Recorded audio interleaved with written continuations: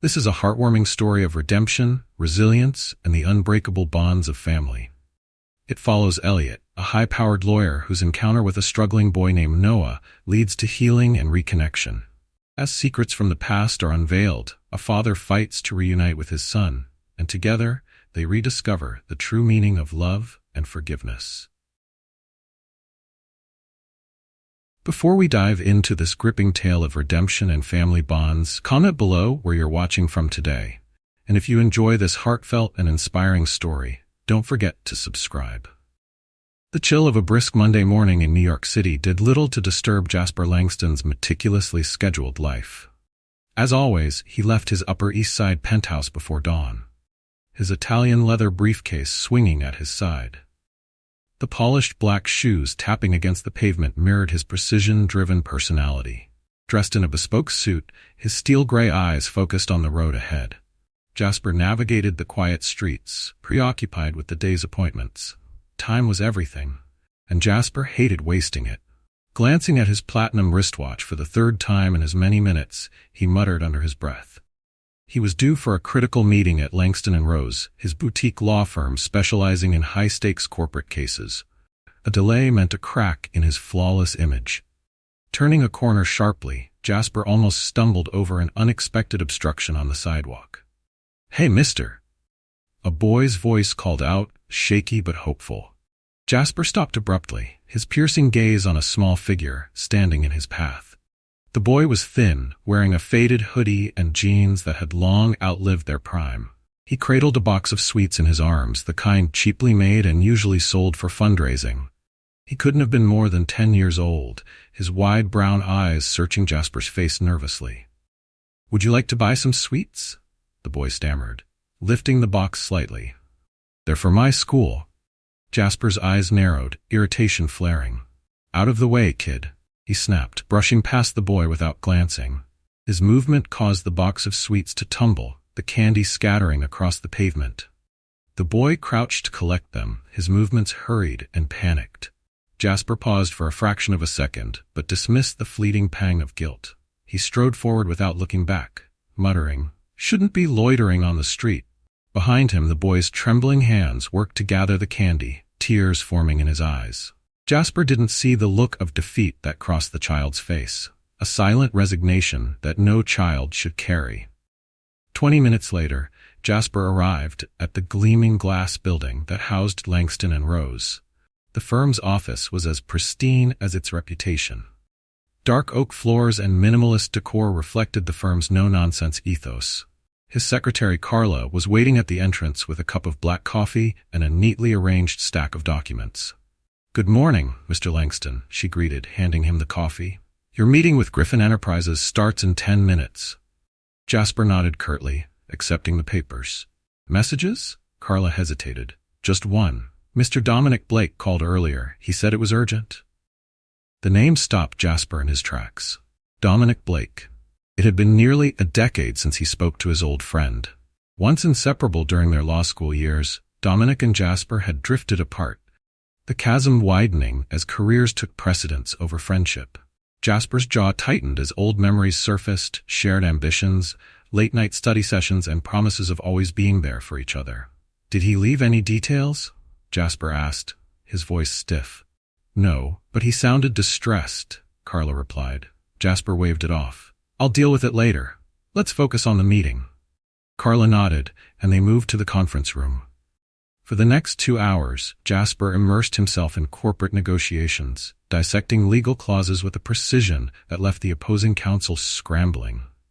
It was a display of his brilliance, his mastery of the law, yet beneath it all, Dominic's voice lingered in the back of his mind. When the meeting concluded, Jasper retreated to his private office. The polished mahogany desk bore the weight of neatly organized legal files, a testament to his perfectionism. But today, Jasper's focus was elsewhere. He stared at the slip of paper Carla had given him, Dominic's phone number scrawled in neat handwriting. Finally, with a sigh, he picked up the phone and dialed. The call rang twice before a voice he hadn't heard in years answered. "Hello?" "Dominic, it's Jasper," he said, his voice steady but uncertain. The line went quiet for a moment. "Jasper?"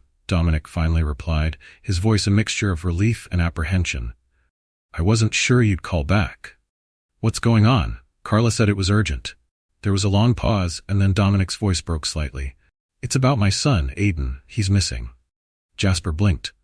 Missing? What do you mean? He's been gone for 3 years, Dominic said, his voice heavy with pain. I've done everything, police, private investigators, but nothing. I don't know what else to do. Jasper leaned back in his chair, shock settling over him. He remembered Dominic mentioning Aiden once, years ago, a brief, proud remark about becoming a father. Why didn't you tell me sooner? Jasper asked. I tried, Dominic admitted. But you were always busy. Meetings, court cases, I figured. He trailed off, the unspoken words hanging between them. Regret gnawed at Jasper's conscience. I'm sorry, Dom. I didn't know. It's not about guilt, Dominic replied, though a bitter edge crept into his voice. I'm desperate. I thought maybe you could help. Jasper was silent, his mind flashing to the boy on the sidewalk. Brown eyes, shabby clothes. The image lingered, a nagging thought that wouldn't leave. What does he look like? Jasper asked, his tone softening. He's 10 now, Dominic said, a tremor in his voice. Brown hair, big brown eyes. He was always skinny and used to bite his lip when he was nervous. The description hit Jasper like a punch to the gut. The boy this morning. It couldn't be. Dominic, I have to go, Jasper said abruptly. I'll call you back. Without waiting for a reply, he hung up and grabbed his coat. Ignoring the puzzled looks of his colleagues, Jasper raced out of the office and back to the street corner where he had encountered the boy. The city blurred around him as he ran, fear clawing at his chest, fear that he was wrong, fear that he was right. When Jasper arrived at the corner, his eyes scanned the area frantically. The boy was still there, sitting on the steps of a brownstone building, the battered box of sweets at his side. His head was bowed, his posture radiating defeat. Jasper approached cautiously, his breath hitching as the boy looked up. Recognition flashed in his eyes, followed by fear. Hi, Jasper said softly, kneeling to meet the boy's gaze. I'm sorry about earlier. I was wrong. The boy stared at him, hesitant. What's your name? Jasper asked gently. The boy hesitated before answering, his voice barely audible. Aiden. The name sent a chill through Jasper. He knew in that instant that his life had just changed irrevocably. Elliot Graham leaned against the cold steel of a lamppost, his sharp gaze fixed on the boy seated on the building's steps. The name Noah echoed in his mind, intertwining with Dominic Blake's, Nathan Carter's words from earlier. Brown hair, big brown eyes, skinny. Nathan's voice played over in his head like a tape on repeat. It all lined up too perfectly. He approached the boy cautiously, as though closing the distance might shatter this fragile moment. The boy's head was lowered, his small shoulders slumped in a posture that screamed defeat. In front of him, the battered box of sweets lay untouched. Noah, Elliot said softly, crouching to meet the boy's eye level. The child startled slightly, looking up with recognition and fear. You're back, Noah said, his voice flat, wary. Why? Elliot hesitated. He wasn't sure what to say. I was wrong earlier, he began, his tone uncharacteristically gentle. I shouldn't have pushed you aside. That I came to apologize. Noah frowned, his hands gripping the edges of the box protectively. People don't come back just to say sorry. Elliot felt the boy's words like a punch to the gut. How long had he lived in a world where apologies were rare and kindness was suspect? You're right, Elliot admitted, running a hand through his neatly combed hair. But I think we need to talk. Can we sit for a bit? The boy's skeptical gaze lingered on Elliot's face before he nodded reluctantly. They moved to a nearby bench in a small park, a quiet corner away from the rush of the city. Elliot bought 2 hot chocolates from a cart nearby, offering one to Noah. The boy hesitated before taking it, clutching the cup like a lifeline. So, Elliot began, his tone conversational, what's your story, Noah? Do you live around here? Noah's fingers tightened around the cup. Sort of. I don't stay in one place for long. Elliot's brow furrowed. What about your parents? Do they move with you? The boy flinched at the question, his eyes dropping to his lap. I don't have parents, he mumbled. The answer hit Elliot harder than he expected. The image of Nathan, desperate and broken on the phone, flashed through his mind. I'm sorry to hear that, Elliot said sincerely. It must be tough. Noah shrugged, but Elliot didn't miss the pain that flickered in the boy's eyes. It's not so bad, Noah said, his voice low. No one can hurt you if you don't care about anyone. The maturity and sadness in the boy's words made Elliot's chest tighten. That's not true, he replied softly. There are people out there who care. People who want to help. Noah snorted softly, his skepticism evident. Like you? Elliot didn't flinch at the jab. Maybe, he said evenly. Everyone makes mistakes, but some try to fix them. For the first time, Noah's guard seemed to drop slightly. He stared into the cup of hot chocolate, his small fingers trembling against the warmth. Elliot took a deep breath, deciding to take the plunge. Noah, he said carefully, do you remember anything about where you lived before? Before you started moving around? The boy froze, his body tensing visibly. Why do you want to know? He asked, his voice sharp with suspicion. Elliot chose his words carefully. Because I think I know someone who's looking for you. Someone who's been searching for a long time. Noah's head snapped up, his brown eyes wide and filled with fear and hope. Oh, your father, Elliot said gently. Nathan Carter. The boy's reaction was immediate. He leaped to his feet, the cup falling from his hands and spilling onto the ground. You're lying, Noah shouted, his voice cracking. He doesn't want me. He abandoned me. Elliot stood quickly, his hands raised in a placating gesture. Noah, listen to me. No, the boy screamed, his small frame trembling with emotion. He left me. He didn't want me. Noah's words dissolved into sobs, his shoulders shaking uncontrollably. Without thinking, Elliot knelt closer, pulling the boy into a gentle embrace. To his surprise, Noah didn't pull away. It's okay, Elliot murmured, his voice steady. It's okay to cry. You've been through a lot. The boy's sobs eventually subsided, his small hands clutching Elliot's coat tightly. When he finally pulled back, his face was tear-streaked and his breathing uneven. Why now? Noah asked, his voice hoarse. Why is he looking for me now? Elliot met the boy's gaze, his heart aching at the vulnerability he saw there. Because he never stopped, he said simply. He's been looking for you ever since you disappeared. Noah's suspicion hadn't completely faded, but there was a flicker of something else in his eyes now. Curiosity, maybe even hope. Where is he? Noah asked hesitantly. He's waiting, Elliot replied. I told him I'd help find you. The boy bit his lip, his gaze dropping to the ground. I don't know, he said softly. What if he doesn't want me? He does, Elliot said firmly. But I understand if you're scared. We can take things slow, one step at a time. Noah considered this for a long moment before nodding slowly. They walked together to Noah's home, an abandoned building tucked away in a rundown part of the city. The windows were boarded up and the air was thick with the smell of mildew. This is it, Noah said quietly, leading Elliot inside. The space was cold and damp, with graffiti covering the walls. An old mattress lay on the floor in one corner, covered with a thin blanket. A small pile of clothes and a tattered backpack sat nearby. Elliot's heart sank at the sight. He crouched down, examining the meager belongings with a pang of guilt. You can't stay here, he said softly. It's better than the streets, Noah replied, his tone matter of fact. Elliot looked at the boy, his expression serious. How about this? You stay with me tonight? I've got a guest room at my apartment. Tomorrow, we'll figure out the next step together. Noah hesitated, his fingers gripping the strap of his backpack. Just for tonight? Just for tonight? Elliot assured him. After a long pause, the boy nodded. They walked back to Elliot's apartment as the sun dipped below the skyline, painting the city in hues of orange and pink. Noah clung to his backpack, his gaze darting nervously at every passing stranger. The boys stopped short when they reached Elliot's building, staring at the sleek exterior with wide eyes. You live here? He asked, disbelief coloring his voice. Elliot smiled slightly. Yeah, come on.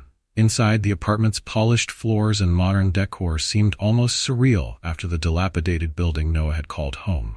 The boy hesitated at the doorway, his small frame looking even smaller against the backdrop of luxury.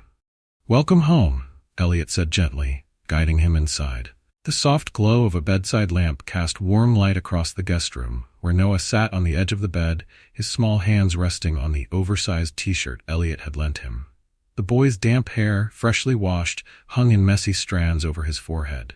He looked out of place in the spacious room, surrounded by polished furniture and a large bed that seemed to swallow him. Are you okay? Elliot asked, leaning casually against the doorframe. Noah nodded, but his expression betrayed the unease he felt. "It's nice," he said quietly, his voice tinged with disbelief. "Too nice." "You'll get used to it," Elliot replied with a faint smile. "At least for tonight." Noah offered a small shrug, avoiding Elliot's gaze. The lawyer could see the walls the boy had built around himself, the defenses he clung to like armor. It made Elliot's chest tighten with guilt. "Get some rest," Elliot said, stepping back. "Tomorrow we'll figure everything out." Noah nodded silently, and Elliot turned off the light, closing the door behind him.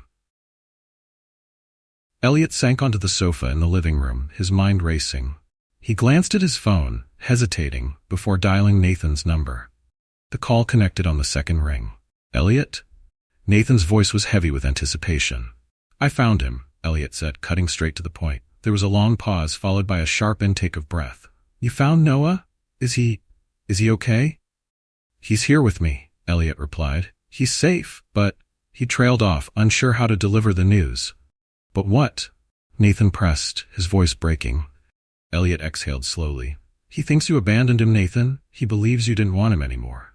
The line went silent, and when Nathan finally spoke, his voice was laced with anguish. "I never abandoned him, Elliot. You know me. I'd never." "I know," Elliot interrupted gently. "But he's been through a lot, and that's what he believes right now. We need to change that." Nathan's voice trembled. "I need to see him. Please, Elliot. I need to see my son." "Tomorrow," Elliot promised. "But you have to be patient. He's scared and not ready to face everything yet." "Whatever it takes," Nathan said firmly.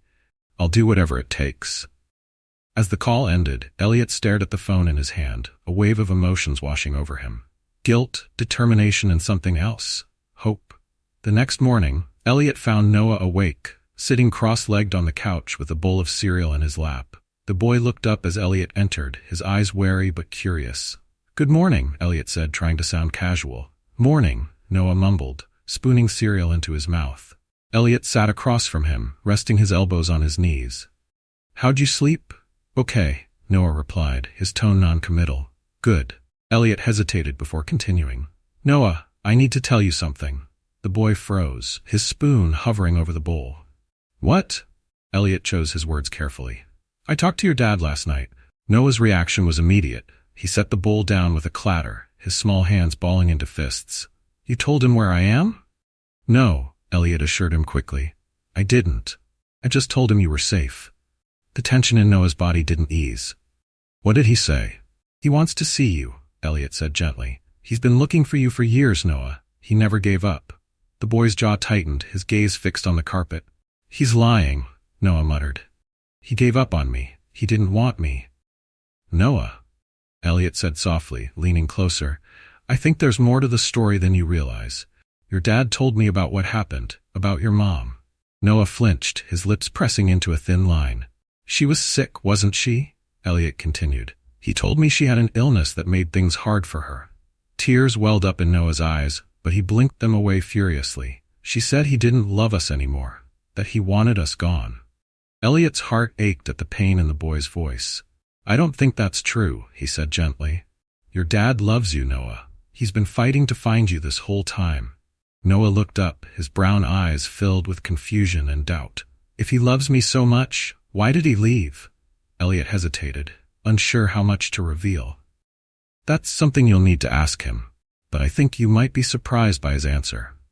Later that day, Nathan arrived at Elliot's apartment. The two men greeted each other with a tense handshake, the weight of years of silence and regret between them. "He's in the guest room," Elliot said quietly, leading Nathan down the hallway. When they reached the door, Nathan hesitated, his hand trembling as he reached for the knob. "I'll stay close," Elliot assured him. Nathan nodded and opened the door slowly. Inside, Noah sat on the edge of the bed, his shoulders hunched defensively. His head snapped up as the door opened, and his eyes widened in recognition. "Noah," Nathan breathed, his voice breaking. The boy froze, his expression a mix of fear and disbelief. "Dad?" Nathan stepped forward cautiously, his hands open in a gesture of surrender. "It's me, buddy. It's Dad." Noah's lip quivered, and for a moment it seemed like he might run, but then the boy's resolve crumbled, and he burst into tears. Nathan knelt in front of him, pulling him into a tight embrace. "I'm so sorry," Nathan whispered, his tears falling freely. "I'm so sorry." Noah sobbed into his father's chest, his small hands clutching Nathan's shirt. "I thought you didn't want me," he choked out. "Mom said you didn't want us." Nathan pulled back just enough to look his son in the eye. "That's not true," he said firmly. "I never stopped loving you, Noah. Never. I've been looking for you every day since you disappeared." Elliot watched from the doorway, his chest tight as he witnessed the raw emotion between father and son. "But why?" Noah asked, his voice breaking. "Why did she say that?" Nathan took a deep breath, his expression filled with pain. "Because your mom was sick, Noah. She wasn't thinking clearly. She loved you, but she was scared, and she made some bad choices." Noah stared at his father, his tears slowing as he processed the words. "She said you were going to send us away." Nathan shook his head. "No, buddy. I just wanted her to get help. I wanted us to be a family again. I never wanted to lose you." The boy looked down, his small hands trembling. "I miss her," he whispered. "I miss her too," Nathan replied, pulling his son into another hug. Hours later, after Noah had finally fallen asleep, Nathan and Elliot sat in the living room. "Thank you," Nathan said, his voice hoarse, "for finding him, for giving me this chance." Elliot shook his head. "You don't need to thank me. I just want to make things right." Nathan looked at him, his eyes filled with gratitude. "You already have." Elliot nodded, his mind already turning to the challenges ahead. They had found Noah, but the road to healing had only begun. The next few days passed in a fragile calm. Elliot watched as Nathan and Noah began rebuilding their lost connection. There were moments of hesitation and awkwardness. Noah still carried the scars of years spent feeling abandoned, but there were also glimpses of hope, small smiles, shared stories, and laughter that felt hesitant but genuine. Elliot remained close, a steady presence in their lives. He didn't intrude but offered quiet support, bridging the gap between father and son when it seemed too wide to cross. But the calm was shattered one afternoon when the doorbell rang. Nathan opened the door and his face immediately paled. Standing there was a woman in her early 60s, her gray hair pulled into a severe bun, and her sharp blue eyes scanning the apartment with cold precision. "Miss Camden," Nathan said, his voice tense. "Hello, Nathan," she replied, her tone clipped. Her gaze shifted, landing on Noah, who had cautiously stepped into the hallway. Her expression softened, but only slightly. "Noah, darling?" Noah froze, his wide eyes darting between his father and his grandmother. "Grandma?" he whispered. Miss Camden stepped forward, her hand outstretched. "I've been looking for you, sweetheart. I'm here to take you home." "No," Nathan said firmly, moving to stand between them. "He's staying with me." Miss Camden's eyes narrowed, her lips tightening into a thin line. "You don't get to decide that. After everything you've done, after abandoning my daughter when she needed you most, you're not fit to take care of him." Nathan flinched as though he'd been struck. "That's not true," he said, his voice breaking. "I did everything I could for Sarah." "You left her," Miss Camden spat, her voice rising. "You filed for divorce when she was at her lowest. You pushed her into despair, and now she's gone. And you think you can just take Noah like nothing happened." Noah looked between them, confusion and fear etched into his small face. "Stop," Elliot said sharply, stepping forward. His tone was calm but authoritative, cutting through the tension like a knife. "This isn't the place for this conversation." Miss Camden turned her icy gaze on him. "And who are you?" "I'm Elliot Graham," he replied, his voice steady. "I'm Nathan's lawyer and a friend of the family. If you want to discuss custody, we can arrange a formal meeting in my office." "Fine," she said after a moment, her tone cold. She glanced at Nathan. "But make no mistake, I'll be fighting for him. He belongs with me, where he'll be safe." With that, she turned and left, her heels clicking sharply against the floor. The door had barely closed before Noah burst into tears. Nathan immediately knelt, pulling his son into a hug. "It's okay," he murmured, stroking the boy's hair. "I won't let anyone take you away." Elliot stood silently, watching the scene unfold. His jaw tightened. He knew this wouldn't be easy. Miss Camden's resolve was clear, and her accusations had already hit Nathan hard. "Dom," Elliot said softly, using the nickname he hadn't spoken in years. "We need to talk." Nathan nodded, still holding Noah close. That evening, after Noah had gone to bed, Nathan and Elliot sat at the kitchen table, cups of coffee between them. She's going to fight with everything she has, Nathan said, his voice heavy. Margaret always blamed me for Sarah's struggles, and now… He trailed off, running a hand through his hair. She's grieving too, Elliot said carefully. That doesn't make her right, but it does mean she's coming from a place of pain. Nathan looked at him, his expression weary. What if she wins? What if she takes Noah away from me? Elliot leaned forward, his gaze steady. We're not going to let that happen. But you need to be honest, Nathan. Is there anything at all, that she could use against you? Nathan hesitated, his hands tightening around the mug. Finally, he spoke. The night Sarah took Noah, I'd filed for divorce. Elliot didn't flinch, though the weight of the revelation settled heavily between them. Why? I couldn't take it anymore, Nathan admitted, his voice raw. Sarah's bipolar disorder was getting worse and she refused to take her medication. She was putting herself and Noah at risk. I thought that if I left, it might force her to get help. But it didn't, Elliot said softly. Nathan shook his head, tears brimming in his eyes. Instead, she ran. And 2 years later, she was gone. His voice broke and he looked down, shame etched into his features. Elliot reached out, gripping his friend's shoulder. Dom, you did what you thought was best. No one could have predicted how things would turn out. But if we're going to win this, we need to be honest about everything. Nathan nodded, his jaw set with determination. I'll do whatever it takes to keep Noah with me. The following week, Miss Camden's lawyer filed a formal custody petition. Elliot worked tirelessly, gathering evidence and preparing Nathan for the inevitable courtroom battle. But the strain on everyone was palpable. Noah had grown quieter, retreating into himself as the tension around him mounted. Nathan tried to reassure him, but the boy's fear was clear. One evening, as Elliot reviewed case notes in the living room, Noah approached him hesitantly. Elliot? The lawyer looked up, his expression softening. What's up, Noah? Do you think… The boy hesitated, wringing his hands. Do you think Grandma will take me away? Elliot set his papers aside, motioning for Noah to sit beside him. I won't let that happen, he said firmly. Neither will your dad. We're going to fight for you. But what if she's right? Noah whispered. What if I don't belong with him? Elliot's chest tightened at the pain in the boy's voice. Noah, listen to me, he said gently. Your dad loves you more than anything. He's been searching for you all these years because he couldn't imagine his life without you. You belong with him. Noah's eyes filled with tears, but he nodded slowly. You're stronger than you think, Elliot added, his voice steady. And no matter what happens, you're not alone in this. The day of the custody hearing arrived all too quickly. The courtroom was somber, the tension palpable as both sides prepared their arguments. Nathan sat beside Elliot, his posture rigid. Across the room, Miss Camden sat with her lawyer, her expression cold but determined. Noah sat between Nathan and Elliot, his small hands clenched in his lap.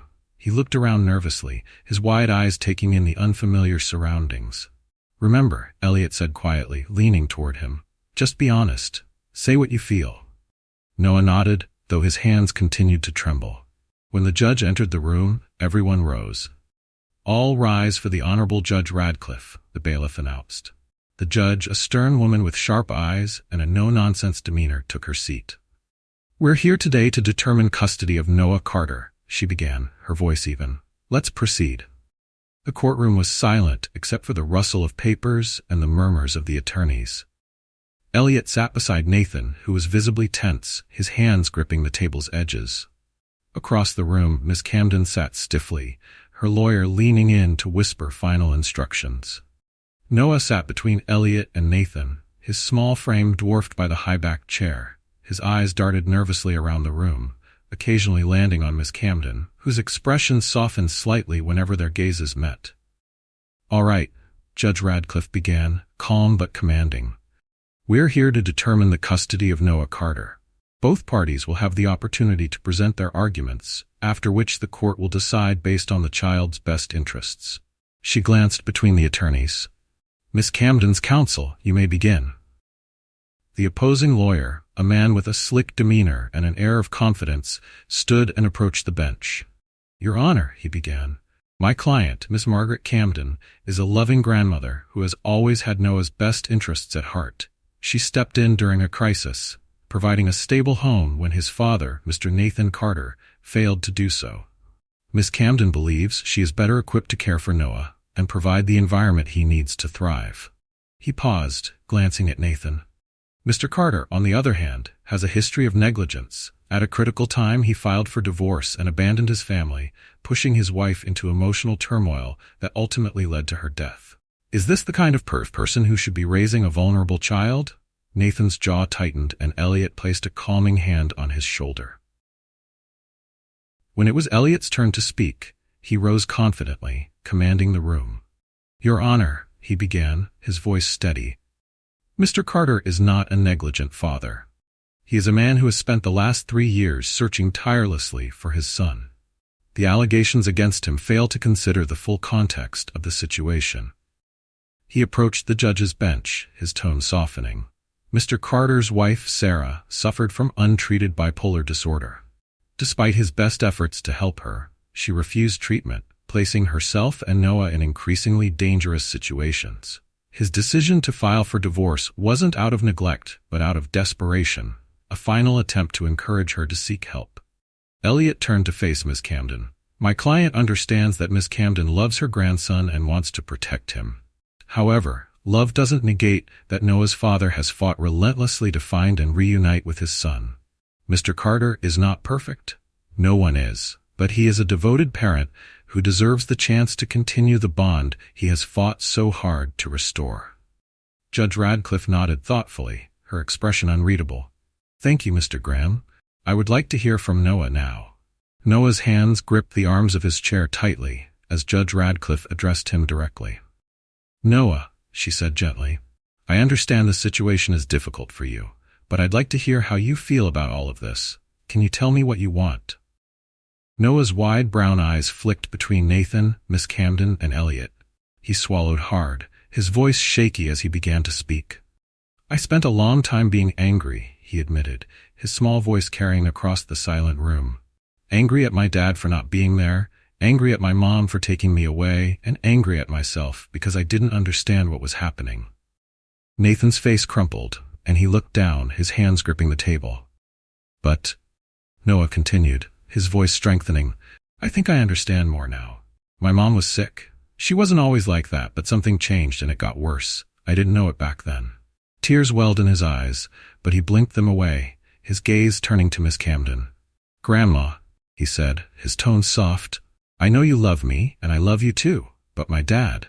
He turned to Nathan, his lip trembling. He needs me, just like I need him. Miss Camden's face broke, and she quickly dabbed at her eyes with a tissue. Nathan's head snapped up, his eyes wide and glistening with unshed tears. Noah's gaze dropped to his lap. I want to stay with my dad, he finished quietly. Judge Radcliffe studied Noah for a long moment before nodding. Thank you, Noah. You're very brave for speaking so openly. She turned her attention to both attorneys. I've heard enough. I will review the evidence and testimony before delivering my decision. The wait was agonizing. Nathan sat with his head in his hands while Miss Camden stared at the floor, her hands twisting nervously. Noah leaned against Elliot, who kept a steady arm around the boy's shoulders. When Judge Radcliffe returned, the room fell silent. After reviewing the evidence and testimony, she began, It is clear that both parties care deeply for Noah and want what is best for him. However, the court must prioritize the child's stability and long-term well-being. She paused, her sharp gaze landing on Nathan. Mr. Carter has demonstrated a strong commitment to his son despite the challenges of their past. His efforts to reconnect with Noah and provide a stable home shows that he is prepared to take on the responsibilities of parenthood. Nathan's breath hitched, but he didn't move as though afraid to hope. Therefore, Judge Radcliffe continued, I award full custody of Noah Carter to his father, Nathan Carter. Nathan closed his eyes, a single tear escaping down his cheek. The judge turned to Miss Camden. However, I also acknowledge the important role Miss Camden has played in Noah's life. She has granted visitation rights to maintain their bond. Miss Camden nodded stiffly, her expression a mixture of relief and sorrow. This court is adjourned, Judge Radcliffe concluded, her gavel striking the bench. As the courtroom emptied, Nathan knelt beside Noah, pulling him into a tight embrace. Thank you, he whispered, his voice breaking. Thank you for trusting me. Noah hugged him back, his small arms clinging tightly. I love you, Dad. Nathan's shoulders shook as he held his son close. I love you too, buddy, always. Elliot stood nearby, watching the emotional reunion with a bittersweet smile. Miss Camden approached cautiously, her eyes red from crying. Noah, she said softly. The boy looked up at her, his expression hesitant. I'm sorry, she said, her voice trembling. I thought I was doing the right thing. I just wanted to protect you. Noah nodded slowly. I know, Grandma. She reached out, her hand trembling, and he stepped forward, allowing her to hug him briefly. I'll always be here for you, she whispered. Nathan stood as she pulled away, meeting her gaze. Thank you, he said quietly. Miss Camden gave a small nod before walking away, leaving father and son to their moment. As they stepped out into the sunlight, Nathan looked at Elliot, his gratitude evident. I don't know how to thank you, he said. Elliot waved him off with a small smile. You don't have to. Just take care of your son. Noah tugged on his father's sleeve. Dad? Yes, buddy? Can we go stargazing tonight, like you promised? Nathan smiled, tears shining in his eyes. Of course we can. He turned to Elliot. You're coming with us, right? Elliot hesitated, then nodded. I wouldn't miss it. The stars blanketed the sky above the park, their light untainted by the usual glow of the city. The air was cool, carrying a gentle breeze as Nathan spread a thick blanket over the grass. Noah knelt beside him, clutching a book about constellations that Elliot had lent him earlier. Elliot followed behind, carrying a thermos of hot chocolate and 3 mismatched mugs. Perfect night for stargazing, he said, settling down beside them. Noah's face lit up as he opened the book, his small finger tracing an illustration. That's the Big Dipper, he said, pointing to the cluster of stars above them. Nathan smiled, leaning closer. You're right, buddy. You've got a good eye.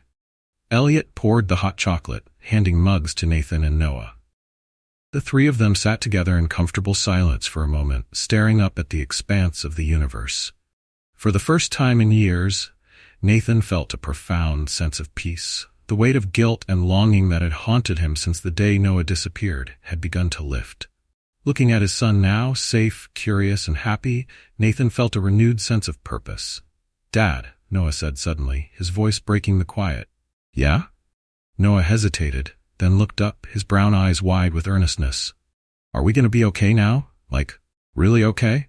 Nathan swallowed the lump in his throat and nodded. Yeah, Noah, we're going to be okay. But what about Grandma? Noah asked, his tone cautious. Nathan exchanged a glance with Elliot, then placed a hand on his son's shoulder. She loves you, Noah. She just wanted what she thought was best. We'll figure out how to make it work so you can still see her. Noah nodded, seeming satisfied with the answer. As the night deepened, the conversation turned lighter. Noah flipped through the book, eagerly pointing out constellations. Nathan and Elliot listened, occasionally chiming in with questions that made the boy grin. It wasn't just about the stars, Elliot realized. It was about Noah feeling seen and heard, feeling that he belonged. Elliot, Noah said after a while, looking at him with an inquisitive gaze. What's up? Elliot replied. Why do you help us so much? You're not family. The question caught Elliot off guard, and for a moment he didn't know how to respond. I guess, Elliot began carefully, because I wanted to. Sometimes you meet people who remind you of what really matters. You and your dad, you reminded me. Noah tilted his head, considering this. You feel like family now, he said matter-of-factly. Elliot smiled, feeling a warmth he hadn't expected. Well, I'm honored to be part of the team. Over the next few weeks, life settled into a new rhythm.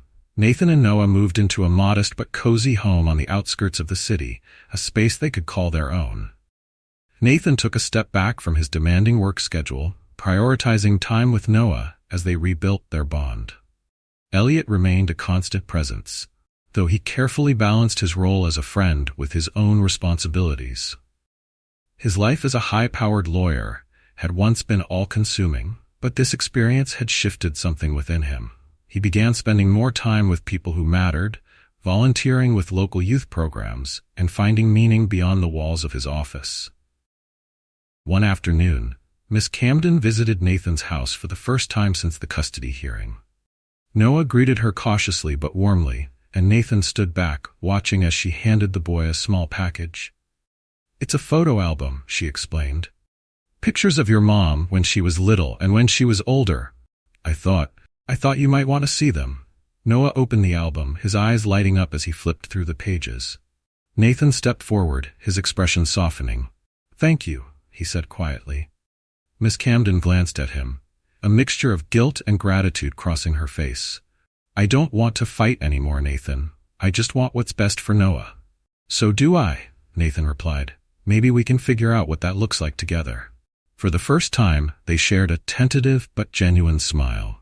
As weeks turned into months, the wounds of the past began to heal. Noah started school, making friends and settling into a routine. His bright energy returned, and the boy who had once been guarded and distant now smiled freely. Nathan, too, found himself growing. He joined a support group for parents who had experienced similar struggles, finding solace in the shared stories and advice. Elliot continued to check in, though he gave the father and son space to forge their path. He felt a quiet pride in seeing how far they had come, knowing he had played a small part in their journey. One evening, as the sun dipped below the horizon, Elliot arrived at Nathan's house for dinner. The smell of home-cooked food wafted through the air as Noah greeted him at the door. You're just in time, the boy exclaimed. We're making spaghetti. Elliot laughed, stepping inside. My favorite. The meal was filled with laughter and stories, the atmosphere warm and relaxed. As they ate, Nathan raised his glass. To the family, he said simply, his eyes shining. To the family, Elliot and Noah echoed, clinking their glasses together. Later that night, as Elliot prepared to leave, Noah tugged on his sleeve. Elliot, the boy said, his voice serious, thank you for everything, for helping us. Elliot crouched down to meet the boy's gaze. Noah, you've got nothing to thank me for. You and your dad did the hard part. Noah shook his head. We couldn't have done it without you. Elliot smiled, ruffling the boy's hair. You're going to be just fine, kiddo. As he drove home, Elliot reflected on the journey that had brought him here. What had started as a chance encounter on a busy New York street had turned into something that changed his life. He had helped a family come back together, but in the process he had found something he hadn't realized. He was searching for connection, purpose, and a reminder of what truly mattered. Looking up at the stars through his car window, Elliot smiled. Back at Nathan's house, Noah stood on the front porch, looking up at the same stars. His father joined him, placing a hand on his shoulder. They're beautiful tonight, Nathan said softly. Yeah, Noah replied, leaning into his father's side. For the first time in a long time, they both felt whole. This story is more than just a tale about loss and reunion. It's a profound exploration of love, forgiveness, and redemption. Elliot's journey from a career-focused lawyer to someone deeply connected with a struggling family reminds us of the power of empathy and second chances. Noah's resilience teaches us about the strength of the human spirit, even in the face of loneliness and pain. His bravery in confronting his fears and trusting again highlights the importance of giving others and ourselves the opportunity to heal. Nathan's unwavering determination to find his son and rebuild their bond shows us that love, no matter how imperfect, can still prevail. And Miss Camden's eventual willingness to put Noah's needs above her own grief is a reminder that even in conflict, we can find common ground through compassion. The lessons here are clear. Family, in whatever form it takes, requires effort, honesty, and care. Redemption is possible when we face our past mistakes and commit to change, and true healing happens when we let love guide us through life's challenges. If you found this story moving, comment 1 below. If it truly inspired you, comment 2. We'd also love to hear about your own stories of resilience, love, and redemption. Don't forget to subscribe to the channel so you won't miss more heartfelt and inspiring stories like this one. Share your thoughts about the story in the comments section. We'd love to hear what it meant to you. Thank you for being part of this journey with us. See you in the next story.